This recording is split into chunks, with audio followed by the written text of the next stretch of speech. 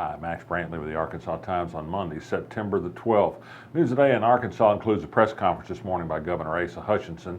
He was joined by representatives of a number of major medical organizations. They announced their opposition to the two medical marijuana proposals that will be on the ballot in November unless court challenges knock them off. They had a variety of issues. Today they wanted to focus on that this was bad medicine, to legislate medicine at the ballot box, to allow use of marijuana. They say, trying to be reasonable, that the proper thing to do is if there are ingredients in marijuana that are good for people, to let the FDA study it, regulate it, and go through tests and what have you. The people who rely on marijuana to deal with pain and various illnesses and also to stimulate appetite and other treatments think they've seen evidence enough in its good use to have it legalized.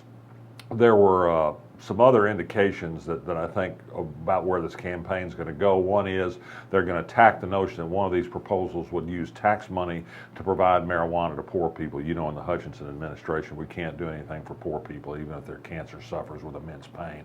They can work for their own medicine if possible, if they can get out of their sick beds. And finally, there's this interesting thing. There was an invoking of the word the big tobacco and comparing big marijuana with big tobacco. There's no doubt that if marijuana becomes legal in some form, there's going to be profits in it for somebody, although one of the proposals calls strictly for nonprofit centers to dispense marijuana. This is interesting because the Hutchinson administration, some of his chief of staff for one, his own PAC for another, have received tobacco money, and they use it to elect Republican legislators. And to talk about practicing medicine at the ballot, you have to remember Governor Hutchinson and the Republican legislature, which has tried to put a valuable medical provider out of business, Planned Parenthood in Arkansas, and hasn't been hesitant to practice medicine in the legislature on telling women what they can do with their bodies on medical decisions. So there's a little bit of hypocrisy here when we start talking about who can practice medicine and who can practice science and who's qualified to do so. It seems to be situational ethics. Another group had a press conference today at the Capitol, and that's a group that's formed to oppose the amendment that will allow 3 new casinos in Arkansas. The group includes some religious people, includes some legislators from both parties, but the group is underwritten by the 2 existing casinos in Arkansas operated at Oaklawn Park in Hot Springs and Southland Gaming and Racing in West Memphis. This is another one of those cases where it's sort of sauce for the goose and sauce for the gander. They said at the news conference today, and I think they're right, by the way, that putting in the Constitution a protected monopoly for 3 casinos for a private company owned by people from Missouri is probably not a good idea. We already have one protected business from Missouri in the Constitution now that's allowed to have a monopoly on a certain form of gambling. That's Oaklawn Park, owned by the Sella family from St. Louis. So again, sometimes it's situational ethics at work here.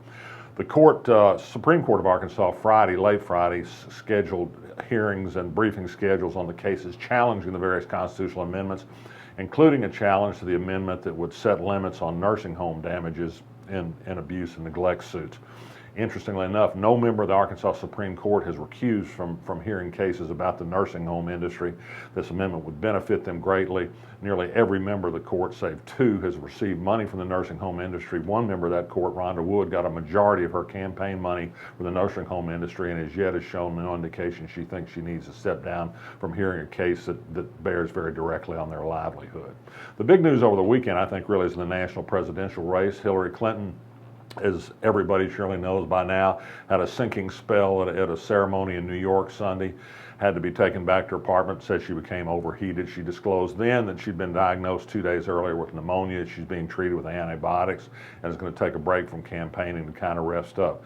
Remains to be seen how this will damage her campaign or it won't damage her campaign. Some say she's done a heck of a job to continue to keep going while she was battling pneumonia and probably made a mistake in doing so. She's also still battling the criticism from the Trump side about referring to many of his supporters as having deplorable viewpoints on race and other issues. It's nothing but the truth. There's finally been some blowback that has cited numerous polls that show, yes, it's correct to say quite a few of Donald Trump's supporters have deplorable points of view. Whether he can make this a campaign issue or not also remains to be seen. The University of Arkansas is going to have a giant party Friday, a $450,000 gala to start a big new fundraising campaign, probably in the $1 billion range. There's been some criticism about the money being spent on a party. There's had to be a new source of funding found. There's been some funny business that we've written about on the Arkansas blog attending who paid for that party, but they're going to kick it off anyway and have a big high old time. They have said, by the way, that they're going to make available some video clips of that party if you weren't among the lucky 400 who's going to be able to attend the big event. And they are going to have a free concert by the Commodores Thursday night as well. The Arkansas Catholic Diocese, the Diocese of Little Rock, is getting national attention for a new policy that Bishop Anthony Taylor has apparently added to the manual for Catholic schools in Arkansas.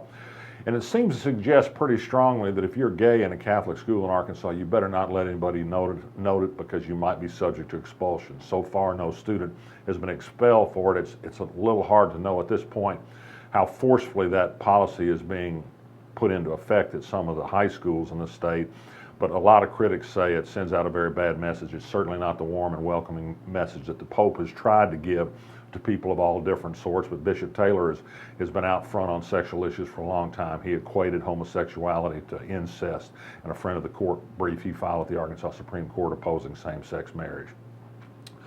There is one other piece of good news today, and that is we have a Miss America from Arkansas. Savvy Shields was chosen Miss America Sunday. She's a UA student. She's the third person from Arkansas to be a Miss America.